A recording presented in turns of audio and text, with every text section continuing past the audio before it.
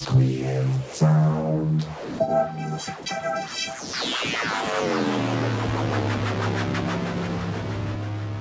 So how are you lads? You made it all okay? Hair safe and sound and everything? All good. Fair play to you. Okay, for the benefit of the video over there, my name's Gavin Timlin and I'm an Ableton teacher for CreateSound.ie. Okay, so today we're going to look at a little bit more of the Ableton functions and features, and we're going to go and look at some more specific Ableton devices and effects, and I'm going to show you that quite simply here on the projector. Okay, it's going to take more of the form of a demonstration today, and we'll get more into the nitty-gritty later on. So what we're going to do is I'm going to try and put together a simple track, 3 parts. I'm going to try and put together a drum beat, bass part and a vocal part.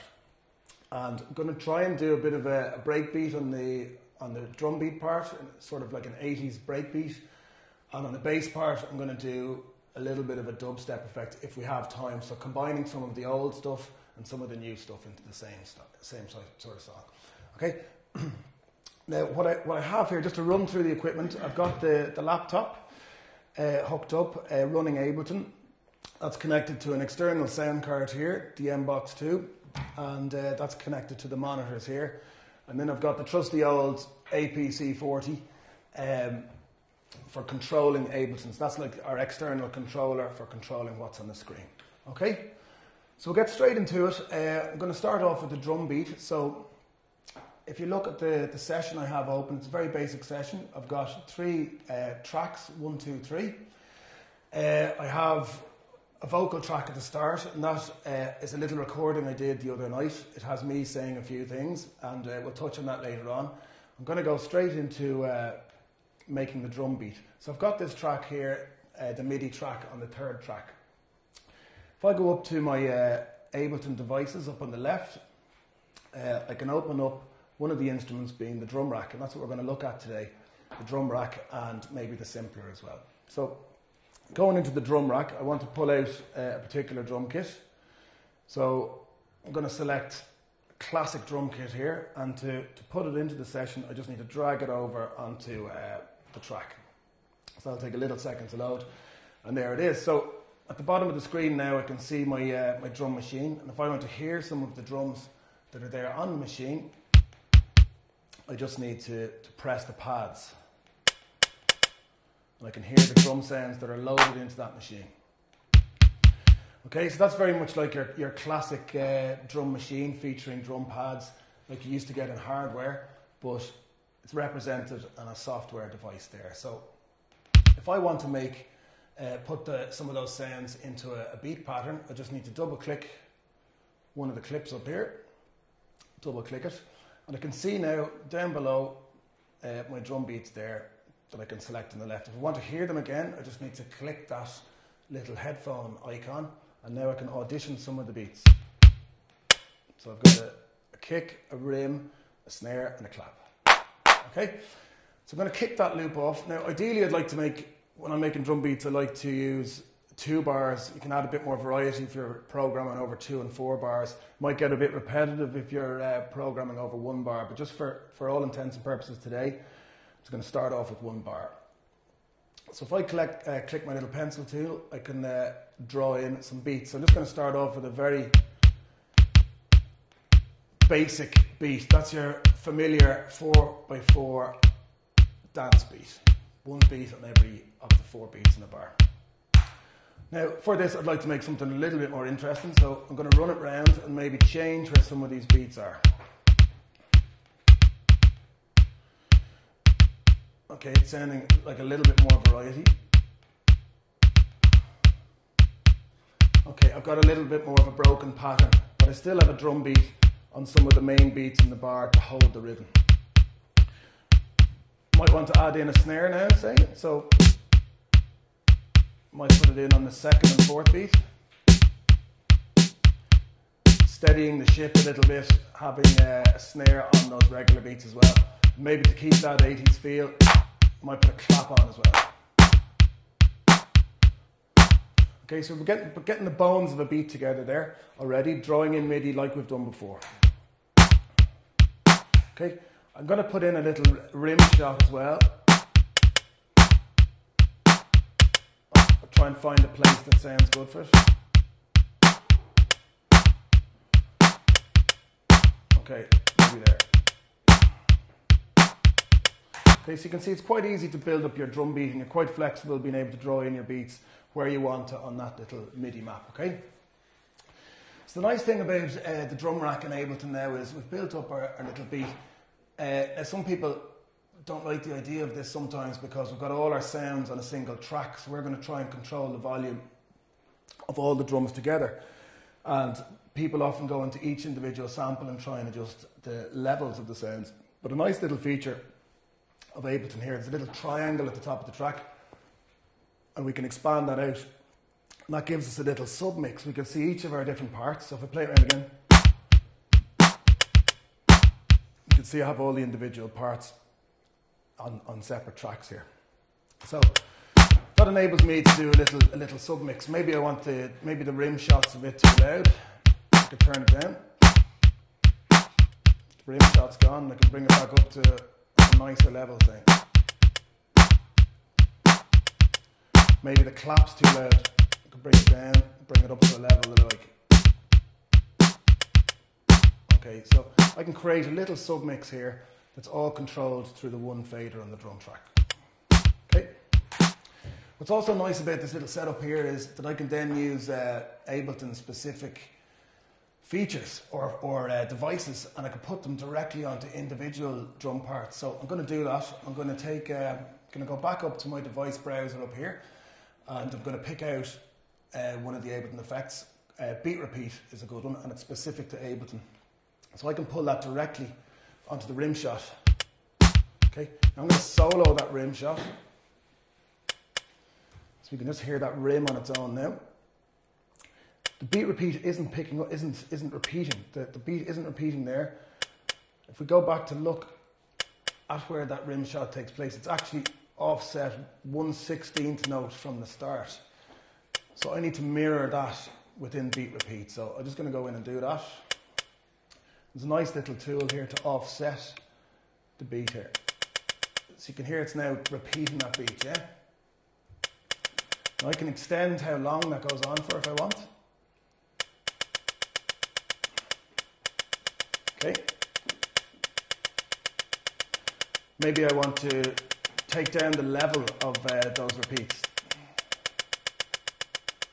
so that the main ones stand out still. Maybe I want that sound to diminish a little bit more as well. Okay. Okay, it's adding a bit more interest to our beat now. So I'm going to solo it again, because there's another nice feature of the beat repeat where you can change the pitch of your repeats and I can pitch them down. So that's kind of adding something a bit more distinctive to the beat pattern. And I'll take the solo off again so we can hear the whole beat.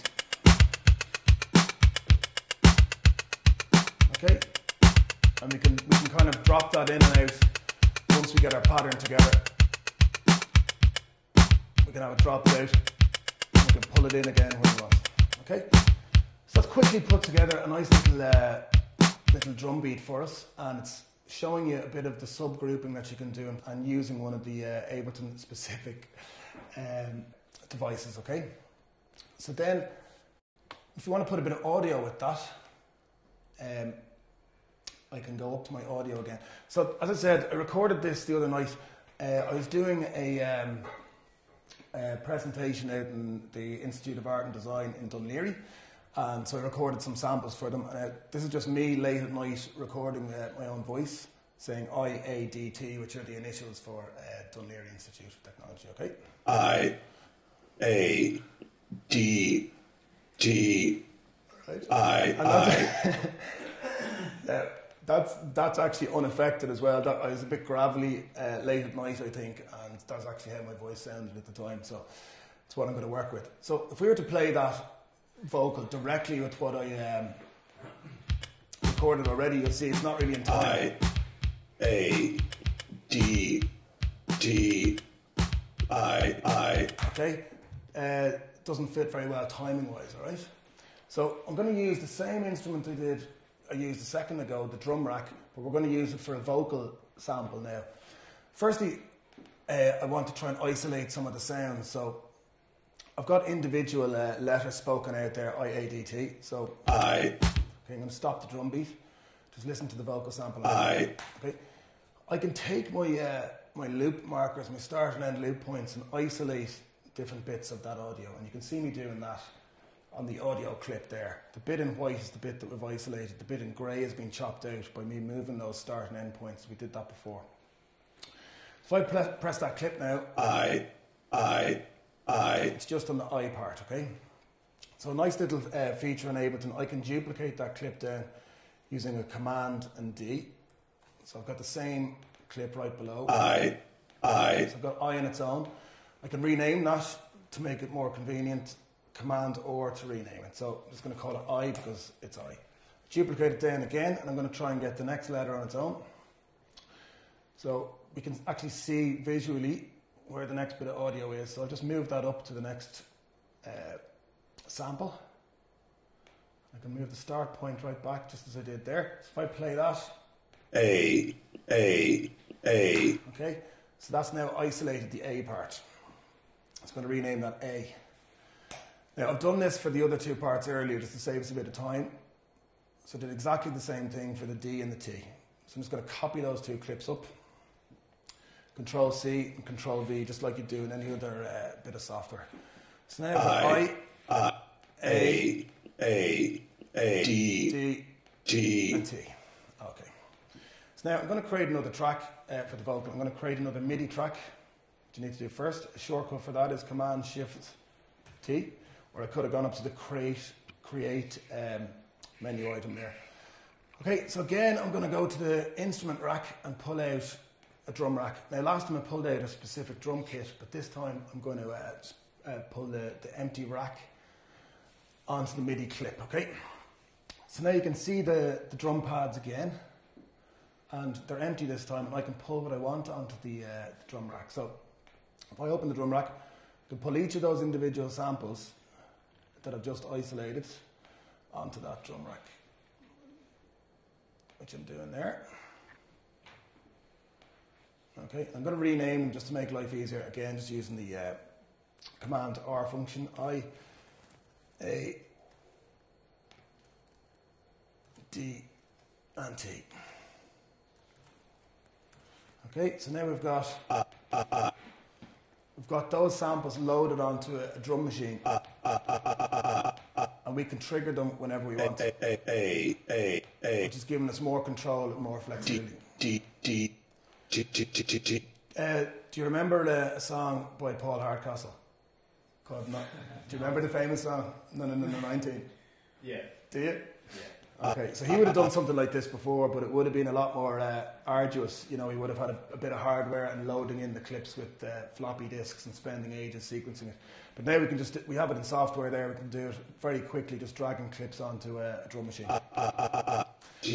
Okay, so if I play my drum loop again, I can record these vocal samples how I want. Now, we don't have a MIDI keyboard here, but a nice little function in Ableton again is that there's the notes are mapped onto your computer keyboard. So I can play my keyboard as if it's a musical keyboard as well, if I don't have a keyboard, okay? So a little bit of a problem here in that I'm recording this for this video, so there's a little bit of what's called latency. It's a bit of a delay between what I play here and what's recorded. So it'll be a bit awkward trying to record this in time, but that's a good exercise for us because I'll have to tidy it up afterwards and it'll be good to see that. Okay, so I'm going to put some of these vocal samples to the drum beat. Okay.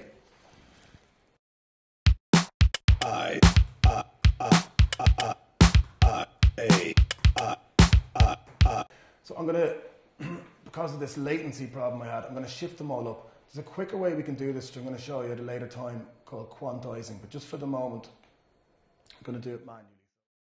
Okay, it's beginning to sound a little bit more in time. If I want to manipulate a few of these together, I can highlight them together and adjust the length of the notes in one go.